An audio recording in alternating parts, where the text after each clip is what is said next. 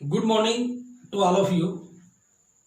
आज हम इस बात पर चर्चा करेंगे कि भारत में संघीय शासन व्यवस्था किस प्रकार गठित की गई और भारत में अनेक कठिनाइयों को दूर करते हुए संघीय शासन व्यवस्था को किस प्रकार सफल बनाया। आइए भारतीय संदर्भ में देखते हैं संघात्मक शासन व्यवस्था। भारत 15 अगस्त 1947 को भारत आजाद हुआ। आजादी के बाद अनेक देशी रजवाड़े भारत में सरदार वल्लभ भाई पटेल ने अपनी कूटनीति से शामिल कर लिए। शामिल करने के बाद भारत के संविधान में यह प्रावधान किया गया कि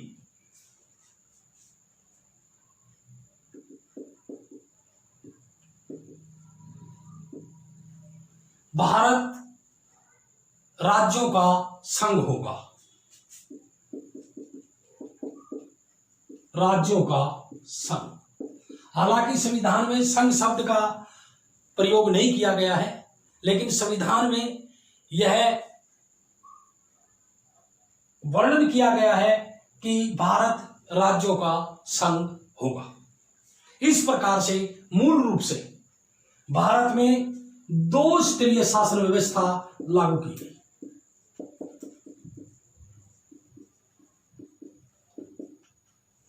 एक केंद्रीय स्तर,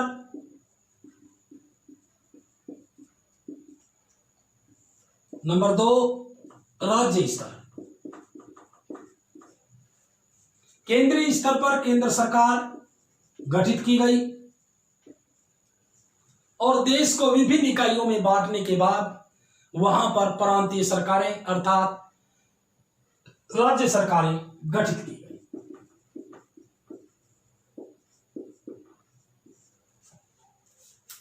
केंद्र सरकार वह होती है जो पूरे देश के ऊपर शासन चलाती है, जिसको संघ सरकार भी हम कह सकते हैं। राज्य सरकारें उन्हें कहते हैं जो प्रांतीय या राज्यों में शासन चलाती है, उसे राज्य सरकारें या प्रांतीय सरकारें कहा जाता है। इससे अलग कुछ ऐसे भूभाग भारत के अंदर मौजूद हैं जिन्हें हम कहते हैं केंद्र शासित प्रदेश। केंद्र शासित प्रदेश किसे कहते हैं, कई बार प्रश्न पूछा जाता है। केंद्र शासित प्रदेश वे प्रदेश होते हैं जिनके ऊपर, इनके नाम से स्पष्ट है, केंद्र शासित, शासन चलाना। कौन चला रहे हैं शासन? केंद्र सरकार। केंद्र सरकार के अधीन होते हैं ये। विशेष रूप से केंद्र सरकार के अधिकार में ये होते हैं और इन केंद्र शासित प्रदेशों का आकार छोटा होने के कारण इनको राज्य का दर्जा नहीं दिया गया। इनकी संख्या आज वर्तमान में जम्मू कश्मीर को जो विशेष दर्जा प्राप्त था उसको समाप्त करने के बाद उसके दो टुकड़े बना करके केंद्र शासित प्रदेश वो बना दिए गए। इस प्रकार केंद्र शासित प्रदेशों की संख्या आज वर्तमान में 9 हो गई है और राज्य 28 राज्य हैं। अब संविधान में प्रावधान किया गया कि जो केंद्र सरकार है और राज्य सरकार है, उन दोनों सरकारों के बीच में शक्तियों का बंटवारा किस प्रकार किया जाए। दोनों के बीच में विधायी अधिकार बांटे गए। वो विधायी अधिकार दोनों सरकारों के बीच में संविधान में किस तरह से जो है उनका प्रावधान किया गया। देखिए,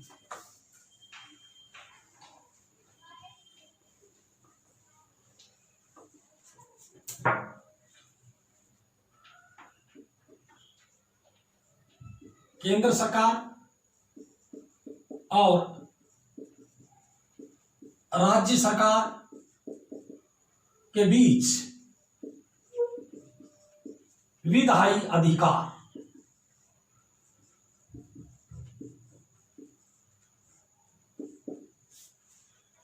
कई बार एग्जाम में पूछा जाता है इससे संबंधित हर बार प्रश्न होता है।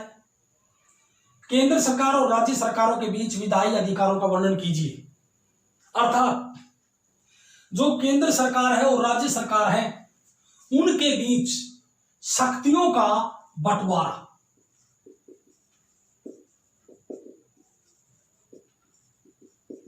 किस प्रकार किया गया। भारतीय संविधान के अंदर केंद्र सरकार और राज्य सरकारों के बीच विधायी अधिकार का वर्णन जो किया गया है वो 3 सूचियों में किया गया है। 3 सूचियां हैं।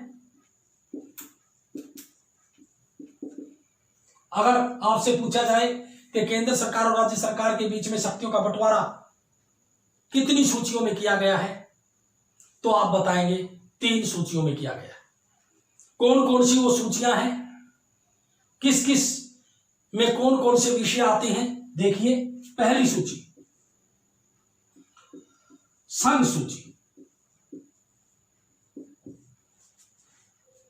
संघ सूची में वे विषय आते हैं जो राष्ट्रीय महत्व के होते हैं। इसमें ऐसे मामले होते हैं जो पूरे देश के लिए विचारणीय होते हैं, जैसे मुद्रा है, प्रतिरक्षा है, डाक व्यवस्था है, बैंकिंग है, रेलवे है, सेना है, परमाणु ऊर्जा है। अनेक ऐसे विषय हैं जो संघ सूची के अंतर्गत आते हैं और ये विषय राष्ट्रीय महत्व के हैं। राष्ट्रीय महत्व के होने के कारण इनको संघ सूची में डाला गया है और इन विषयों पर केवल केंद्र सरकार ही कानून बना सकती है। दूसरी जो है वो है राज्य सूची। राज्य सूची के अंतर्गत जो विषय दिए गए हैं उन विषयों पर केवल राज्य सरकारें ही कानून बना सकती हैं। उनके अंदर कौन कौन से विषय हैं, वो विषय हैं जैसे परिवहन। अब परिवहन में क्या आएगा, रोडवेज, जैसे Haryana roadways, Rajasthan roadways, UP roadways. परिवहन में समुद्री जहाज नहीं आएंगी, परिवहन में वायु परिवहन नहीं आएगा, क्योंकि वो राष्ट्रीय महत्व के हैं, वो संघ सूची में शामिल हो जाएंगे। राज्य सूची में जो सड़क परिवहन है वही शामिल है। दूसरी बात, पुलिस। आपने देखा होगा लोग पूछते हैं भाई किस नौकरी में लगा है, कहेंगे मैं हरियाणा पुलिस में हूं। कोई ये नहीं कहता मैं भारतीय पुलिस में हूं। और किसी से पूछ लिया भाई कौन सी पुलिस में, चंडीगढ़ पुलिस में हूं, यूपी पुलिस में हूं, राजस्थान पुलिस में हूं। तो पुलिस एक स्टेट को इंडिकेट करती है। तो जो राज्य सूची है उसके अंदर जो पुलिस का विषय है वो शामिल है। व्यापार, वाणिज्य, ये ऐसे विषय हैं जो राज्य सूची के अंतर्गत आते हैं। इस प्रकार के जो विषय हैं उन विषयों पर कानून बनाने का अधिकार केवल राज्य सरकार को। राज्य सरकारें ही उन विषयों पर कानून बना सकती हैं। तीसरा, अब 2 सरकारें ऊपर दी गई हैं, केंद्र सरकार और राज्य सरकार। अब एक के अंडर आ गई संघ सूची, दूसरे के अंडर आ गई राज्य सूची। अब जो तीसरी सूची रह गई है, तीसरी सूची का नाम है समवर्ती सूची। समवर्ती सूची के अंदर जो विषय दिए गए हैं जो संविधान में वर्णित है, इस सूची में शिक्षा, जो आज हम शिक्षा ले रहे हैं, दे रहे हैं, एजुकेशन, ये समवर्ती सूची का विषय है। और कई बच्चे इसको राज्य सूची में लिख करके आते हैं, जो कि गलत है। और कई बार ये प्रश्न पूछा जाता है कि शिक्षा जो है वो किस सूची का विषय है। शिक्षा जो है समवर्ती सूची का विषय है। वन, मजदूर संघ, परिवार से संबंधित जो बातें हैं, विवाह है, तलाक है, गोद लेना है, ये विषय ऐसे हैं जो समवर्ती सूची में शामिल है। और इन विषयों पर दोनों सरकारों को यह अधिकार दिया गया है कि वो कानून बना सकती हैं, चाहे वो केंद्र सरकार हो, चाहे वो राज्य सरकार हो। परंतु अगर समवर्ती सूची के किसी विषय पर केंद्र सरकार और राज्य सरकार के बीच में विवाद हो जाए, मतभेद हो जाए, टकराव हो जाए, तो ऐसे समय पर कानून बनाने का अधिकार केवल केंद्र सरकार को प्राप्त होगा। ये 3 सूचियां जिसमें केंद्र सरकार और राज्य सरकारों के बीच शक्तियों का बंटवारा किया गया है, इनके विधायी अधिकारों को निश्चित किया गया है। अब देश के अंदर कुछ ऐसे विषय बच गए जो इन तीनों सूचियों में शामिल नहीं हो पाए। ना संघ सूची में शामिल हुआ, ना राज्य सूची में शामिल हुआ, और ना ही समवर्ती सूची में शामिल हुआ, या शामिल होने से रह गए, या कुछ विषय बाद में आए। ऐसे विषयों को जो नाम दिया गया उसे हम कहते हैं बाकी बचे विषय। एक शब्द में अगर हम कहें तो इनको हम कह सकते हैं अवशिष्ट शक्तियां।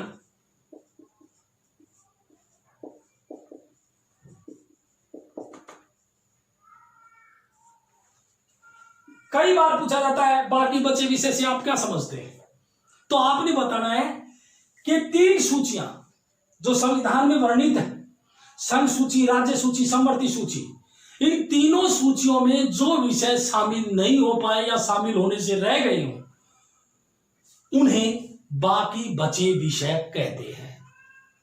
दूसरा इनका जो नाम है वो अवशिष्ट शक्तियां हैं, और इन विषयों पर कानून बनाने का अधिकार केवल केंद्र सरकार को है। इस प्रकार हम देखते हैं कि शक्तियों का बंटवारा करने के बाद हम अवलोकन करते हैं कि यहां पर हमें केंद्र सरकार मजबूत दिखाई देती है। अगर आपसे पूछा जाए कि आप कैसे कह सकते हैं कि केंद्र सरकार भारत के अंदर राज्य सरकारों से ज्यादा शक्तिशाली है, या केंद्र सरकार को ज्यादा अधिकार संविधान में दिए गए हैं, तो आप इसी में से आप निकाल सकते हैं कि केंद्र सरकार को संघ सूची पर विषय बनाने का अधिकार है, केंद्र सरकार को समवर्ती सूची के विषयों पर अंतिम निर्णय लेने का अधिकार है, बाकी बचे विषय जो है वो भी केंद्र सरकार को दे रखे हैं। इस प्रकार स्पष्ट है कि केंद्र सरकार भारत में अधिक शक्तिशाली है। जो संघात्मक ढांचा भारत ने अपनाया है वो उस संघात्मक ढांचे का जो रूप है वो है साथ लेकर चलने की नीति, या साथ लेकर संघ बनाना। और संघवाद के ऐसे तरीके में जो केंद्र सरकार होती है, जो अपने देश को अनेक इकाइयों में बांट करके वहां पर सरकारें स्थापित करती है, वो सरकारें केंद्र सरकार के अधीन काम करती है। ऐसे तरीके में राज्य सरकारों को केंद्र सरकार से ज्यादा शक्तियां प्राप्त नहीं होती। तो इसके बाद हम बात करेंगे कि भारत में जो संघवाद है उसको सफल बनाने में किस प्रकार से अनेक कठिनाइयों को दूर किया। वो कठिनाइयां कौन कौन सी हैं देखिए।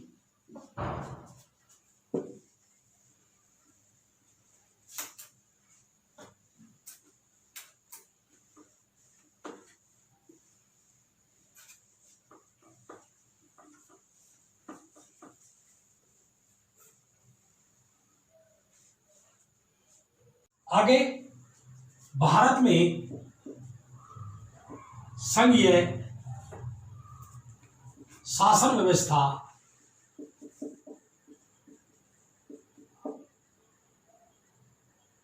को कैसे चलाया। भारत की आजादी के बाद भारत को एक कठिन परीक्षा से गुजरना पड़ा। जो पहली कठिन परीक्षा थी भारत के सामने एक संघात्मक शासन व्यवस्था वाले देश में, वो थी भाषाई राज्यों का गठन।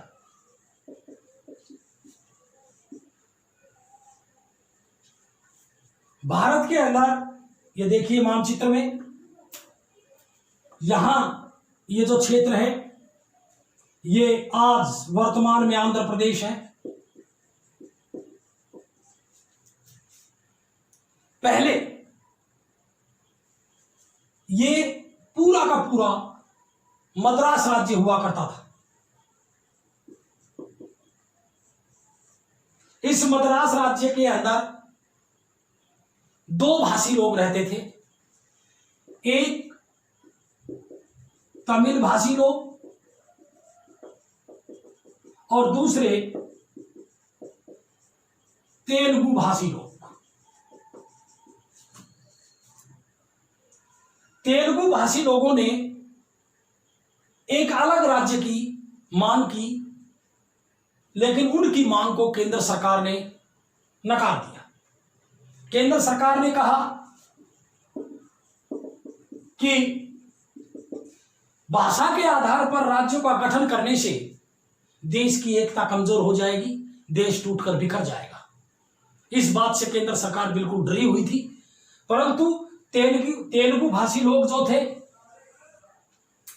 वो अपनी बात पर अड़े रहे और उन्होंने एक नई राज्य आंध्र प्रदेश की मांग पूरी करवाने के लिए उग्र आंदोलन छेड़ दिया। फिर भी सरकार नहीं मानी। इस आंदोलन में आंध्र प्रदेश का जो नेता था, उस नेता की अनशन के कारण मृत्यु हो गई। केंद्र सरकार ने देखा कि बात बिगड़ जाएगी, तो केंद्र सरकार ने 1953 में मद्रास से तेलुगु भाषी लोगों का जो क्षेत्र था उसको अलग करके भाषा के आधार पर एक नए राज्य का गठन किया, जिसका नाम है आंध्र प्रदेश। अगर आपसे पूछा जाए कि भाषा के आधार पर भारत का पहला राज्य कौन सा बना, तो आपने बताना है आंध्र प्रदेश।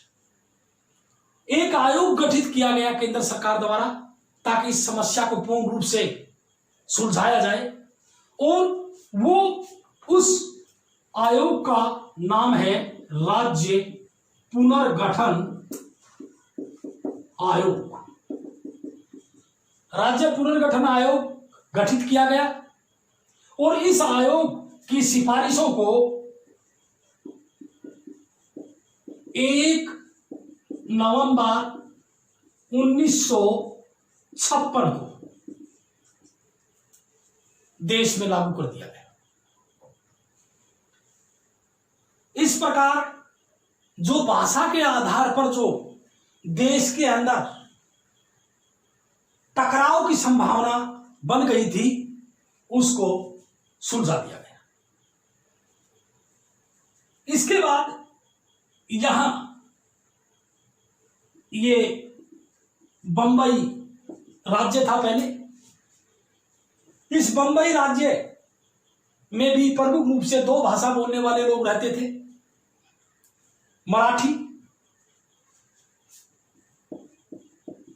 और दूसरे गुजराती। गुजराती भाषा बोलने वालों ने यह मांग रखी कि हमारा भी एक अलग राज्य बना दिया जाए। उनकी मांग को भी केंद्र सरकार ने मान लिया और गुजरात जो आज वर्तमान में है, उस गुजरात को भाषा के आधार पर एक नए राज्य के रूप में मान्यता दे दी गई। और महाराष्ट्र, बंबई जो राज्य बचा ये महाराष्ट्र, यानी कि बंबई जो है जो राज्य के रूप में था पहले वो लुप्त हो गया है। आज बंबई नाम का कोई भी राज्य भारत में अस्तित्व में नहीं है। इसी प्रकार मद्रास जो पहले राज्य था, लेकिन आंध्र प्रदेश को भाषा के आधार पर पहला राज्य गठित किया गया और जो बचा भाग उसको तमिलनाडु के रूप में दिया गया। इस प्रकार से मद्रास राज्य के दो पार्टिसिपेशन हो गए, एक आंध्र प्रदेश और एक तमिलनाडु।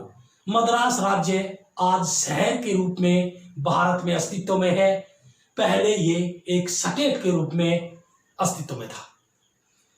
उसके बाद यहां पंजाब 1966 में भाषा के आधार पर ही पंजाबी भाषी और हिंदी भाषी लोगों का अलग अलग क्षेत्र बना दिया गया, अलग अलग स्वतंत्र राज्य स्थापित कर दिए गए और इस प्रकार 1966 में पंजाब से हरियाणा अलग हुआ।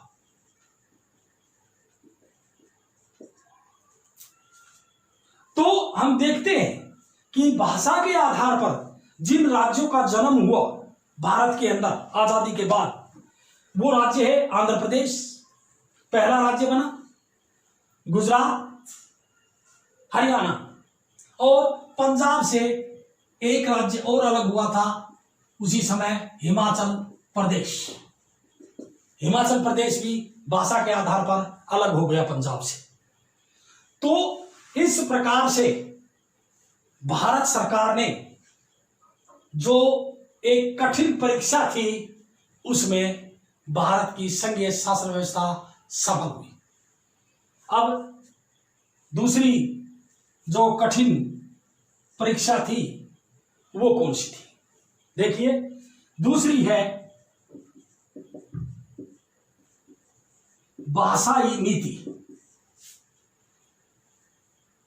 भाषा से संबंधित जो पॉलिसी स्वतंत्रता के बाद संविधान में अपनाई गई, वहां भी कुछ दिक्कतें आई। हिंदी को राजभाषा बनाया गया।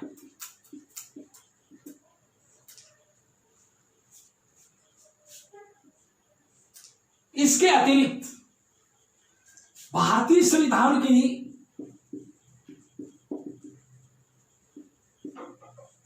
8वीं अनुसूची, ध्यान रहे भारत के अंदर संविधान में कुल 12 अनुसूचियां हैं और उन 12 अनुसूचियों में जो 8वीं अनुसूची है, उस 8वीं अनुसूची में भाषाओं का जिक्र किया गया है। भाषाओं से संबंधित बातों का वर्णन किया गया है। इस 8वीं अनुसूची में भारतीय संविधान में 22 भाषाओं को मान्यता दी गई।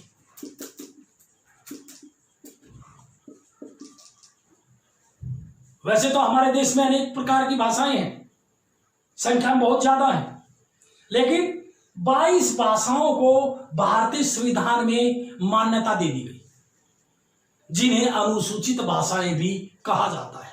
अनुसूचित भाषा क्यों कहा जाता है? क्योंकि ये इनको अनुसूची में शामिल कर लिया गया।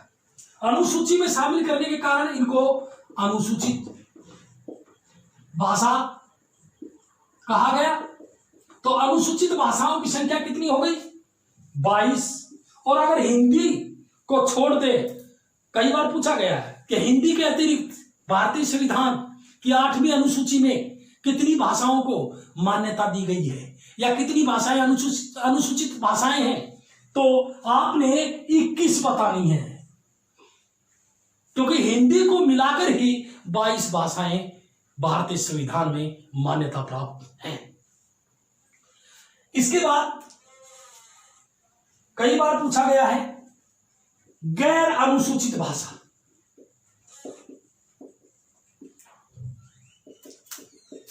बच्चे इस दिक्कत में आ जाते हैं कि गैर अनुसूचित भाषा क्या है। तो आपको आज समझना होगा इस बात को।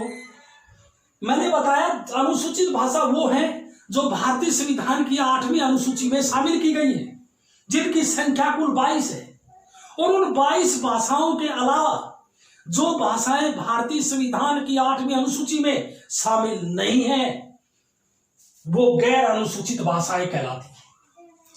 जैसे जैसे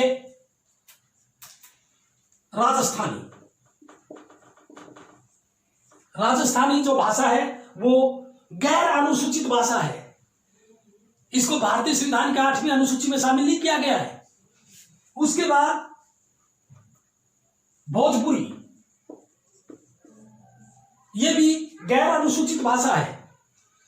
तीसरी बात बुंदेलखंडी,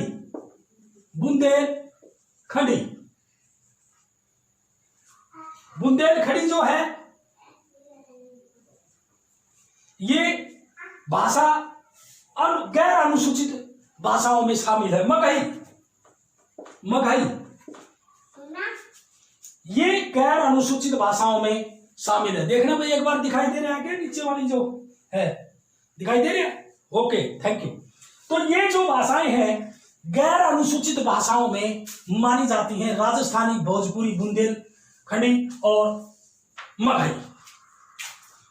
एक बार पूछा गया है एग्जाम में और बच्चे इसको कर नहीं पाते, इसलिए आज अच्छी प्रकार से इस जो बात है अच्छी प्रकार से अपने जहन में बिठाएं कि अनुसूचित भाषाएं किसे कहते हैं और गैर अनुसूचित भाषाएं किसे कहते हैं। अनुसूचित भाषाएं वे होती हैं जिनको भारतीय संविधान की 8वीं अनुसूची में शामिल किया गया है, और गैर अनुसूचित भाषाएं वे हैं जिनको भारतीय संविधान की 8वीं अनुसूची में या किसी अनुसूची में शामिल नहीं किया गया, जैसे राजस्थानी, भोजपुरी, बुंदेलखंडी और मगही। अब इसमें भारत सरकार ने कहा कि 1965 में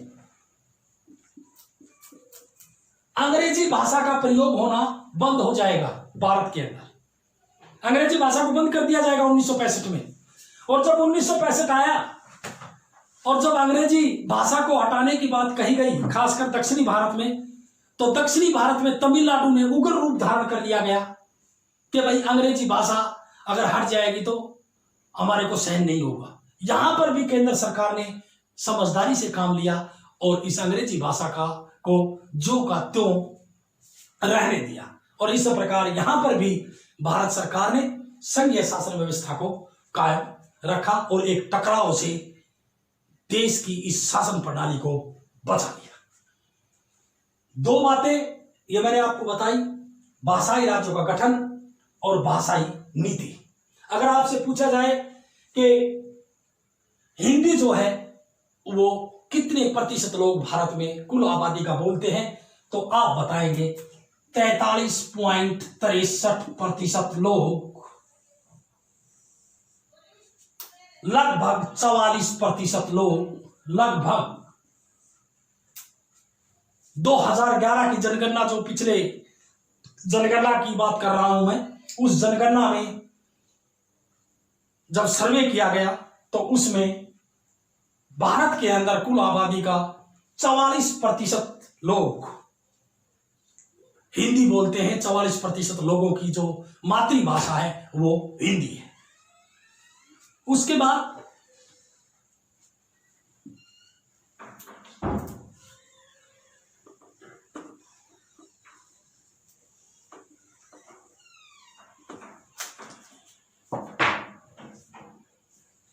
अगर आपसे पूछा जाए कि भारत में 1947 से पहले वे राज्य बताइए जिनके नाम आज बदल गए।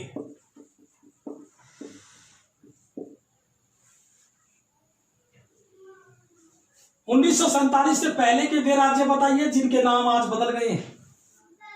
तो इसमें आपने अपना उत्तर देना है, ये पूछा गया है।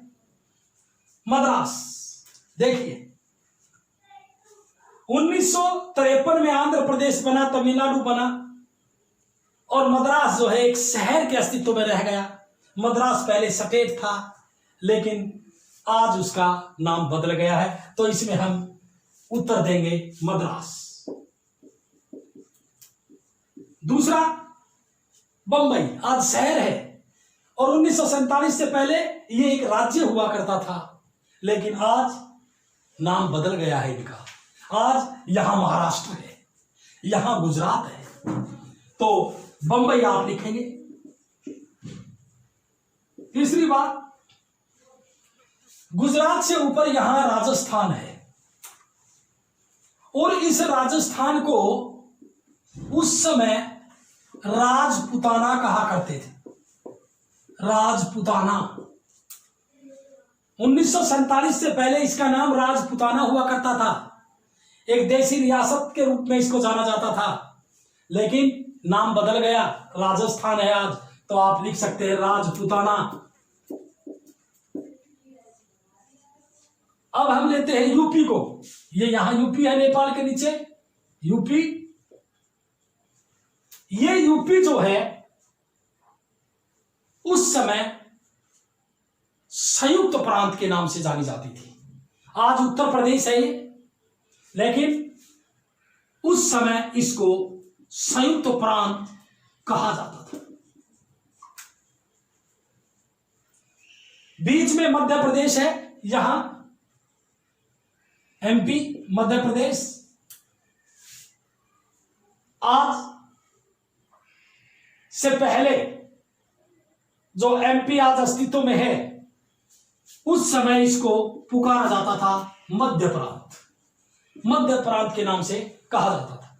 ये आज हम मानचित्र पर देखते हैं तो ये नाम आज हमें राज्य के रूप में नहीं मिलते, जबकि 1947 से पहले ये राज्य हुआ करते थे। तो अगर आपसे पूछा जाए कि 1947 से पहले भारत के उन राज्यों के नाम बताइए जिनके नाम आज बदल गए हैं, तो आपने मद्रास, बंबई, राजपुताना, संयुक्त प्रांत और मध्य प्रांत ये बताना है। अगला, अगर आपसे कोई पूछ ले कि भाई आप जिस गांव में रहते हैं, क्या वो गांव आज उसी प्रांत का हिस्सा है जो पहले था 1947 से, 1966 से पहले था? देखिए, हम हरियाणा से बिलोंग करते हैं और हमें पता है कि हरियाणा 1 नवंबर 1966 को पंजाब प्रांत से अलग हुआ। 1966 से पहले हमारा गांव पंजाब प्रांत में आता था, लेकिन आज हमारा गांव हरियाणा राज्य के अंतर्गत आता है।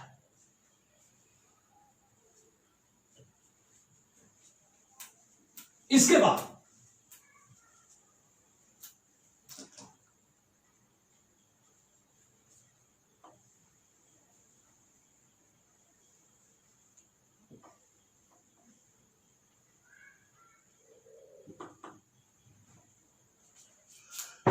अगर पूछ लिया जाए कि उन राज्यों के नाम बताइए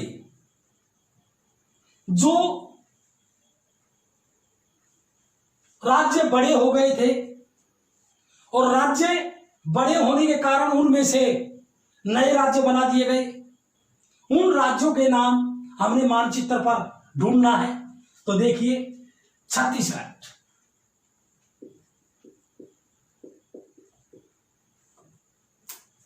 ये राज्य की विशालता जो मध्य प्रदेश है उससे अलग किया गया। मध्य प्रदेश आकार में बड़ा हो चुका था, इसलिए उससे एक अलग स्वतंत्र राज्य स्थापित किया गया जिसका नाम छत्तीसगढ़ है। यहां आप देखिए,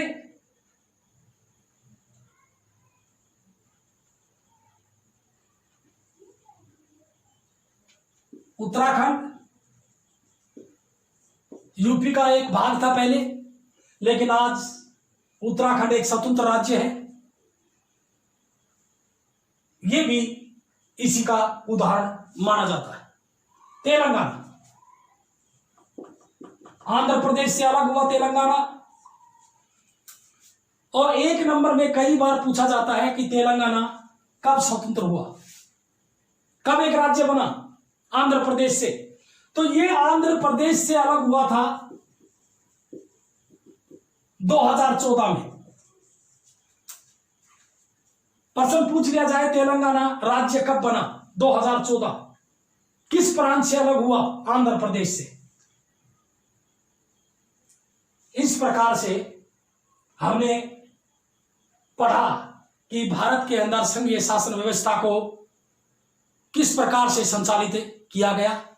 इसी के साथ आज का टॉपिक यहीं पर समाप्त होता है।